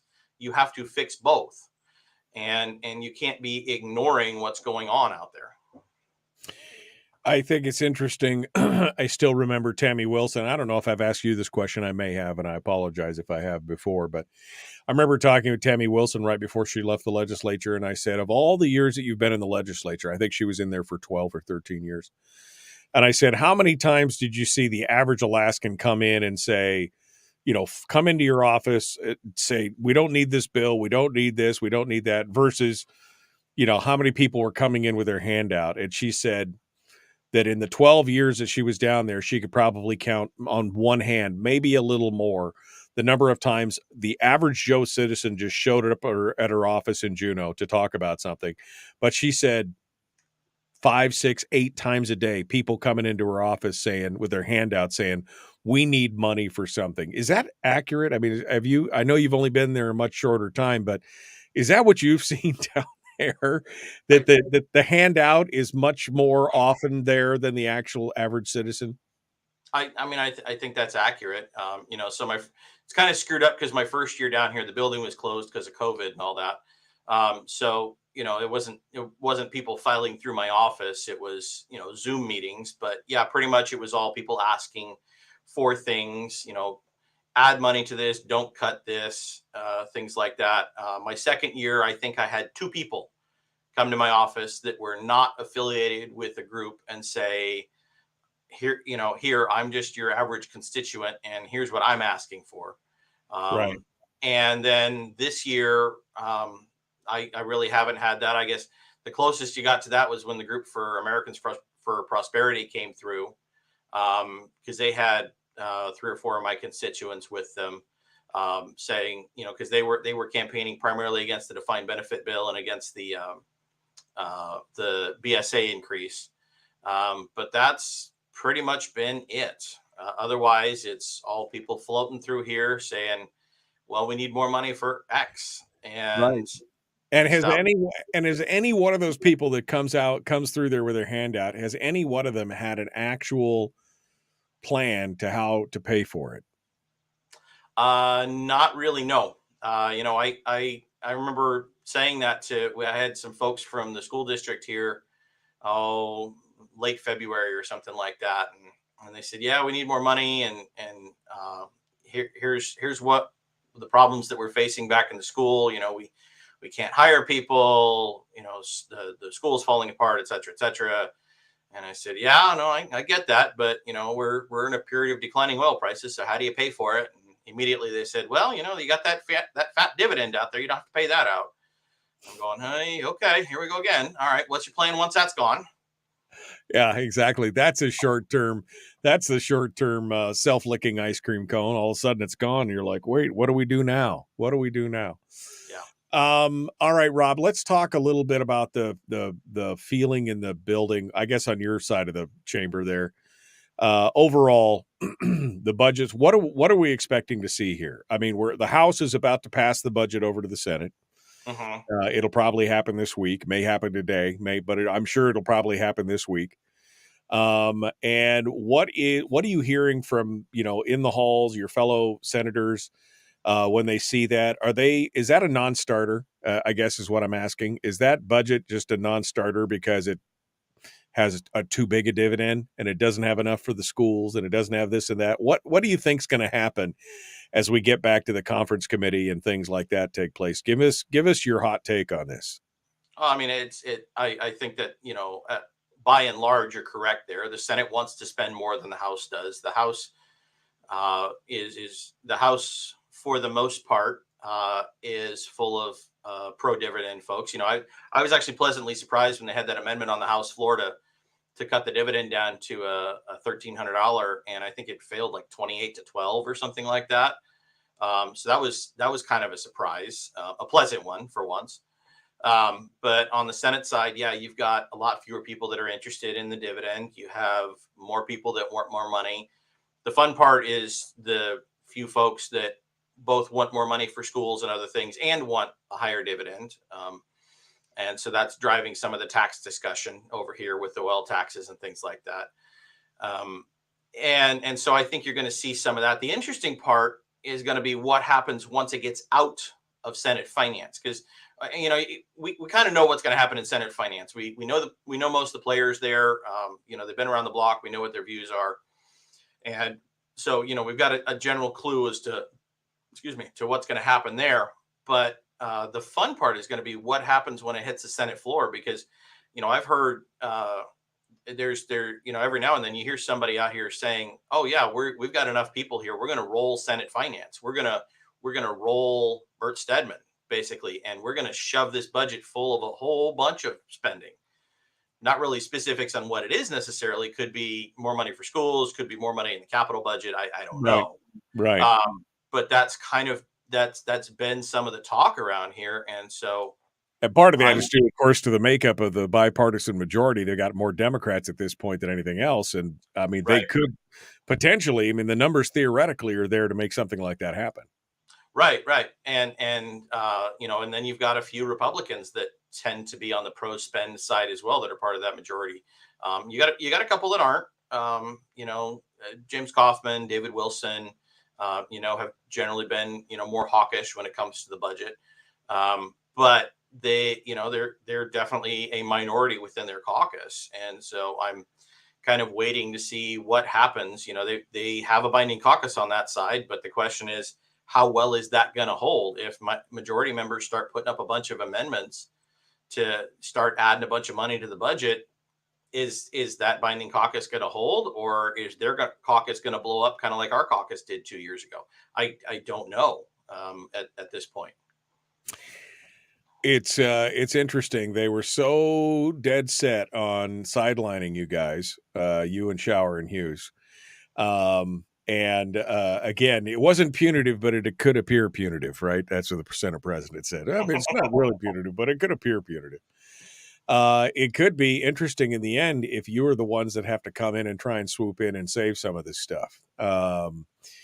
That would be interesting. And then that could put you in a unique position to potentially, you know, get some of these changes in there. I mean, I just don't know. When I looked at the makeup of the legislature before it got started, and when I saw what was happening with the majority, I realized that this is going to be a year of pain, that this was going to be the year that the Senate could potentially blow the state budget so far out of proportion that there was no coming back from it. Am I being too pessimistic?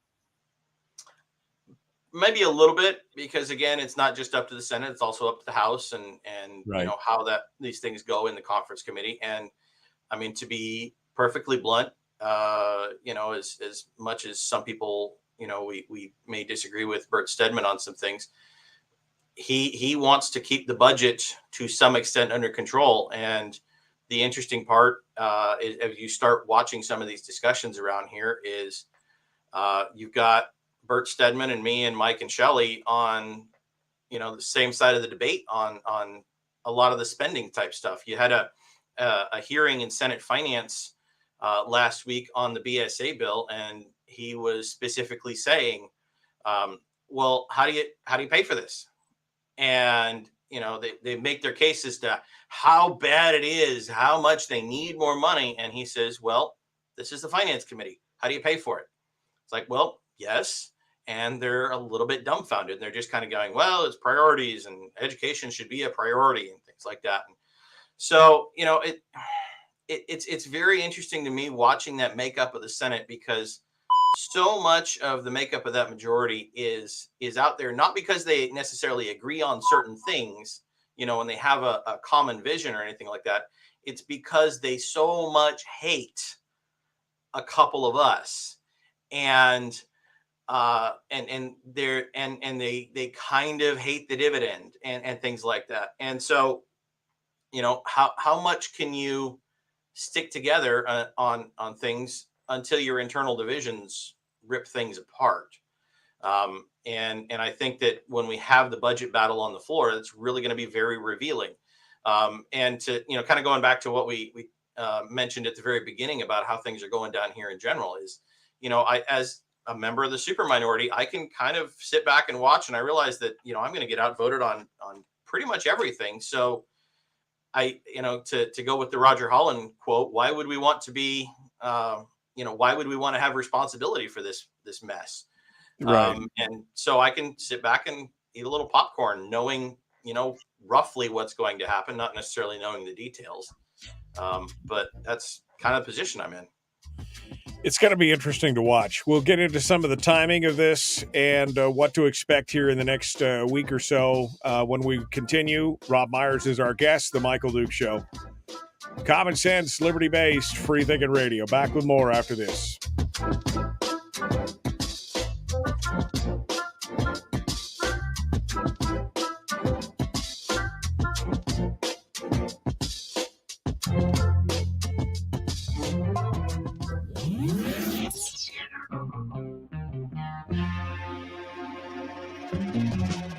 running on 100% pure beard power. Oh, also some coffee. We dip our beard in coffee. Ha, nice beard. The Michael Duke Show. Robb Myers continues with us right now on the Michael Duke Show. Yeah, we're going to talk a little bit about the timing of this and when you expect some of these things to hit and some of the other stuff. You mentioned a couple times the oil taxes. I think that there needs to be some discussion on some of this. Even Brad Keithley, who's obviously an oil and gas guy coming from that industry, has said that there's still some money left on the table, $400-500 million. And of course, we got the Hillcorp thing and some other things that are coming on. Is there any of those things that you think make sense? I mean, we need to be able to we have a finite resource. We need to be able to get the maximum out that we can while still encouraging investment. So where do you sit on some of those things? So the oil taxes are kind of a funny one for me. They put out a new committee substitute for the oil tax bill a couple of was that Thursday or something like that, and they got rid of the ring fencing part, which basically was about you can use your capital. Basically, it boils down to you can use your capital expenditures in one field to offset your tax in another field. And that one doesn't really make a lot of sense in the long run, because basically it's the state's going to get the same amount of money in the long run. It's just, do they get it now or do they get it later? Well, it's probably better to get it later, because then you let companies bootstrap themselves up to build new projects along the way. The other two pieces, you've got the piece of dropping the per barrel tax credit down from $8 to $5. I can kind of see that one if it's in the context of a full fiscal plan. If all we're going to do is just do that by itself and increase taxes on the oil company, I'm not in favor of it, because to me, that's kind of like giving a beer to the drunk to get rid of the hangover. We have been drunk on oil money for so stinking long that we're just going to give the legislature more money and, set them loose. And that doesn't make any sense to me. The other part with the Hillcorp piece, I get more worried about, because the way that they have chosen to address that is they said, oh, well, we're just going to start taxing S corps. And it says, well, we're not going to tax an S corp or an LLC unless it makes over $4 million a year, to limit it to, oh, we're just trying to go after the big guys. Right. I look at that and I go, well, how long until that goes from a $4 million limit to a $1 million limit? And how long till it goes from a $1 million limit to a $250,000 limit? And now you're going after mom and pops around the state that are just trying to run a business.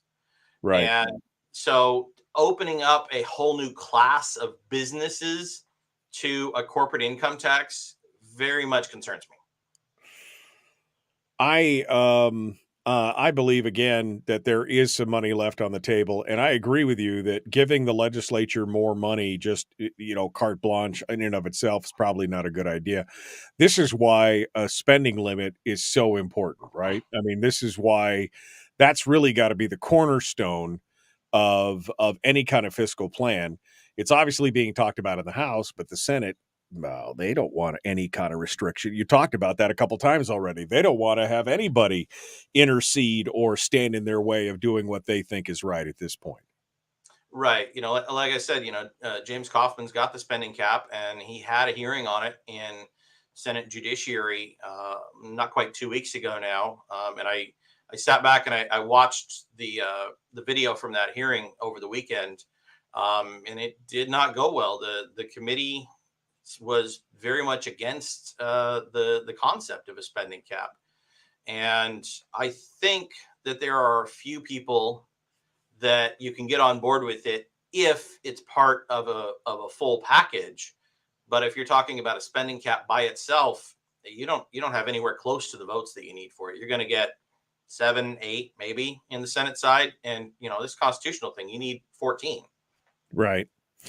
Well, I think that's one of the things, because that would be the only way you would restore the dividends, by offsetting these revenues that would come in. So, for example, if you did increase the oil taxes, those monies would then go back into other things and offset some of that dividend take, but only if you have a spending cap. And that's the problem, is that legislators do not want to be constrained. I mean, it's just like the lunatics running the asylum. And why would you want to give Nurse Ratched some keys at that point? You don't want to do that. I mean, they like what they're doing. They, again, believe that they know better than us how that money should be spent, and they don't want any kind of shackles on them at all.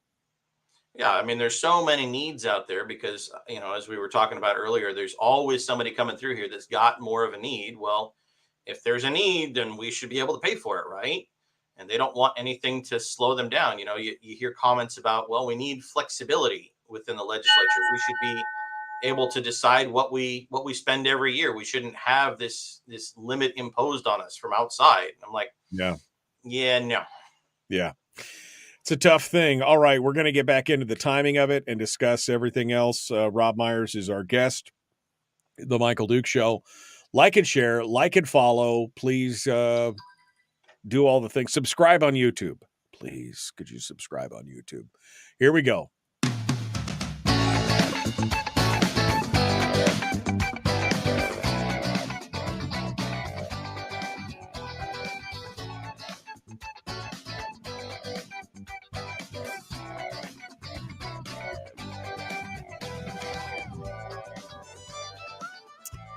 All right, one final segment here as we finish up. Robb Myers is our guest. The Michael Duke Show. So, Robb, you're hearing things that there could be some interesting stuff once the bills get on the floor, especially after the spending comes out of House Finance and everything else.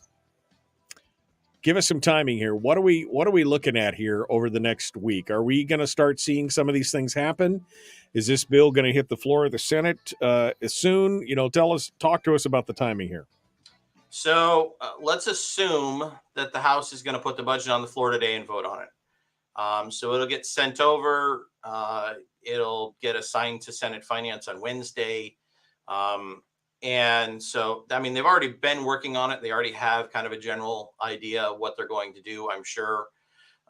You just have to now go through the processes to make it official. So we could probably see the budget on the Senate floor in maybe about 2 weeks, give or take a couple of days, would be my guess. Then you go through that process. We'll have our amendments, which will, take a day or so. And then you'll have roughly 2 weeks left, 2.5 weeks for the conference committee to do their thing until we put it on the floor for the final vote on the final day. Some of the other pieces, that's where things get a little bit more interesting. I don't know if the oil tax bill makes it to the floor. I don't know if the BSA bill makes it to the floor. The defined benefits bill is not making it to the floor this year. It still hasn't made it out of Labor and Commerce yet. It will. But it's still got to go through Senate Finance. That won't make it to the floor until next year.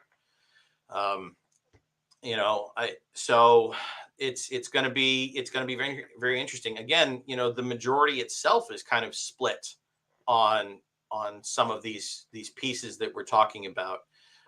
So I don't know if they're going to make it a whole lot further. I expect that they will eventually. I don't know if it's going to happen this year, though. What is your exhortation? I mean, because I see there's a lot of comments in the chat room, of course, about all this stuff and about how the minority and the Republican majorities and how we've betrayed everything and how could we be talking about taxes and everything else and all this other things. But this is all part of a fiscal plan. Again, the cornerstone and the linchpin of that is the spending cap and then taking the dividend off the table. Those are the two biggest parts of this whole thing. But I mean, it's all inclusive at this point. So what do you say to folks who scream at you about that kind of stuff? Because I'm sure you're not only getting it here, you're probably getting it in other areas as well, especially coming from North Pole. What do you say to people when they talk to you about this? I mean, why would you put up a tax? Why would you do this? Why would you, what is your answer to that? Well, I mean, what I go back to is that we have basically been feasting at the oil trough for the last 50 years in this state. And the common pattern around the world this isn't just Alaska, the common pattern around the world is if you have a government that is primarily funded by resource wealth, because the government owns the resource wealth, just like it owns the oil resources here in Alaska. The common problem that you run into is a bloated budget, an anemic private sector outside of government, outside of that main resource industry, and ultimately what we have to do is find a way to fix those things. And kind of the ultimate question is, what is the least bad way to fund government? Every way we fund government is bad. We know that because every dollar that goes to government is a dollar that's not going to be spent in the private sector. So we understand it along those lines, but it's a case of which way is the least bad way to fund government. What gets you a government that does not grow and spend every dollar it can exponentially? What way to fund government gets you a government that has to care about the private economy instead of living off the trust fund? Sometimes we hear these comments from the other side about the dividend and saying, well, we don't want people to, turn into trust fund babies or something like that. And I'm like, okay, I can kind of understand that, but I don't want a trust fund government because that's even worse. I don't want a government that can grow much faster than the private economy does, and that can grow without any sort of accountability to the people for the money that it's spending, because it's getting its money out of Wall Street. And so our taxes bad? Absolutely, 100%. But there are things out there that are worse than taxes. And that's what I think we're finally starting to realize that the reality of that a government that can grow 80% faster than the private economy because it's going to get the vast majority of its money out of Wall Street is even worse than a government that gets its money out of taxes. So your argument is about the disconnect between the public and the private sector. That's really what it comes down to, because there's no skin in the game, I guess, or investment no buy-in from the people on it. That's what your argument comes down to. There's no buy-in from the people on getting us to spend less, and there's no buy-in on the government in getting us to have good economic conditions. We're in a place in Alaska where we've been rated at or near the bottom for business climate for a decade now, and our lack of a spending cap, our lack of a long-term fiscal plan, our lack of a government that cares about anything besides oil really plays a very strong part in that. And if we want to move forward, I mean, it's going to sound strange, but we actually have to think a little bit like other states do. This is Alaska. We do things different up here. We know this.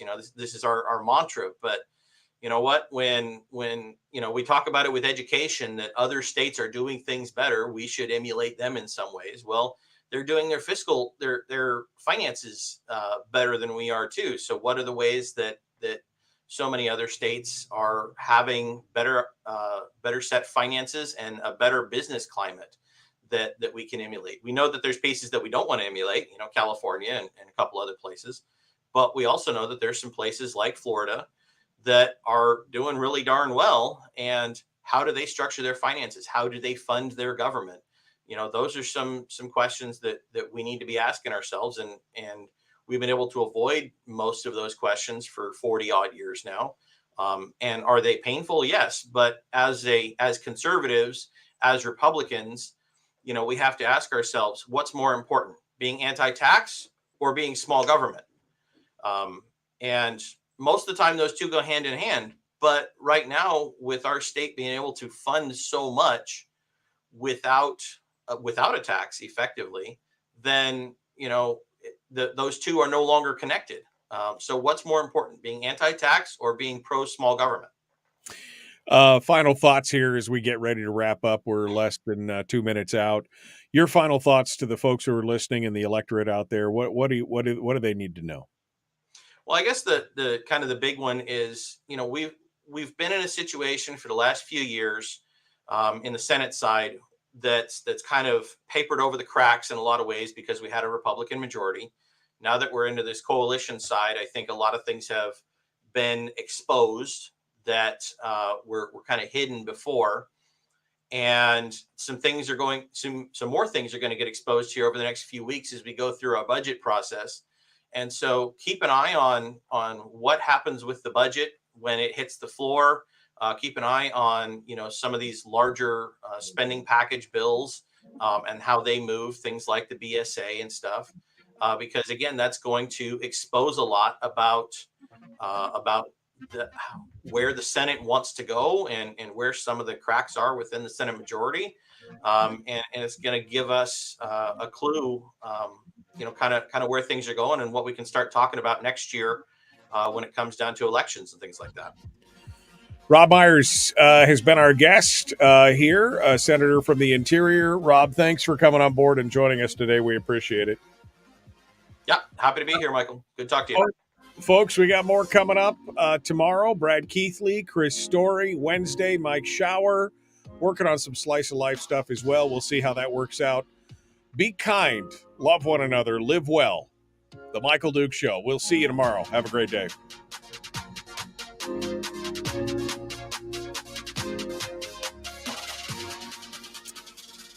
All right, Robb.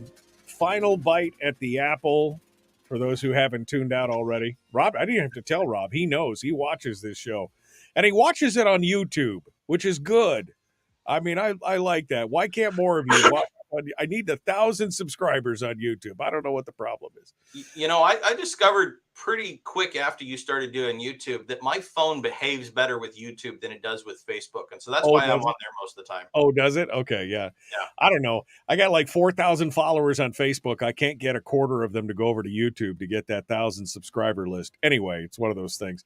All right, Robb. Anyway, final thoughts here as we get ready to go out there. I mean, again, I know that your argument falls on some deaf ears out here sometimes, but there is some fertile ground when you look at it and realize that this is about the disconnect. I think overall, this is about the disconnect between the private and the public sector. That is really the key component to trying to sap the growth of government, is that when they are on their own and that's why they wanted that $100 billion permanent fund, so they could just spin off that $5 billion a year, every year, year after year, and do whatever they wanted with it. I think that's the biggest danger that we have right now. But anyway, final thoughts from you. So, I mean, it's about the disconnect. It's about incentives. It's about trends. The trend is that we're going to, if the Senate at least gets its way, then, the dividend is going to be gone by about 2028, give or take, depending on oil prices and stuff. And then what? Then we're going to talk about a tax on top of it. So, one way to look at it is you can have the dividend and a tax, or you can have a tax and no dividend.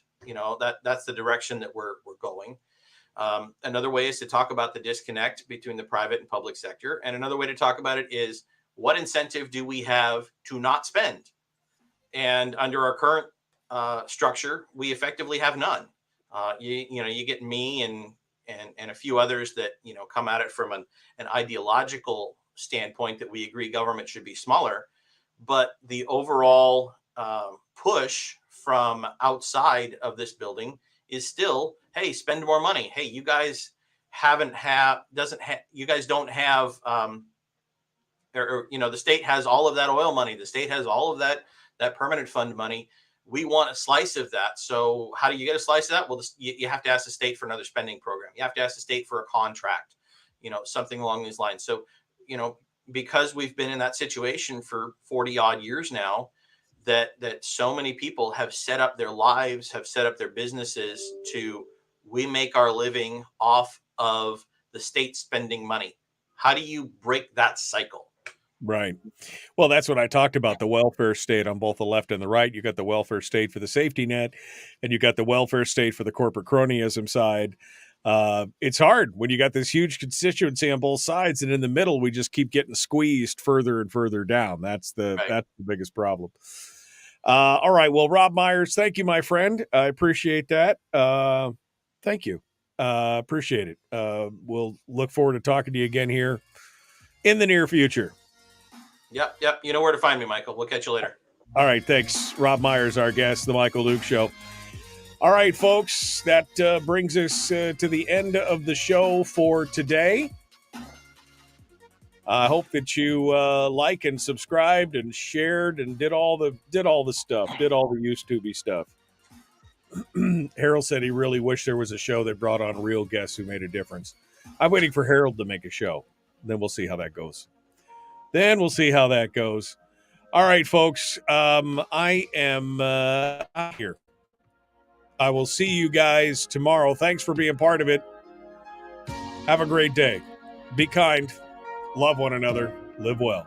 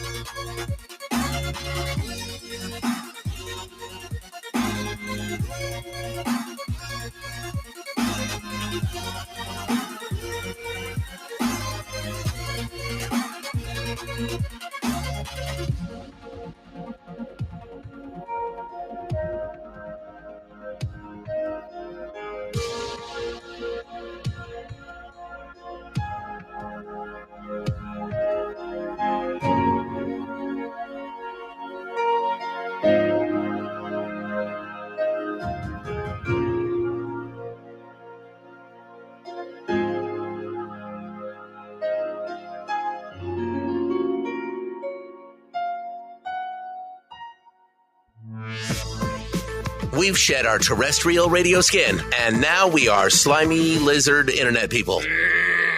It's the Michael Duke Show.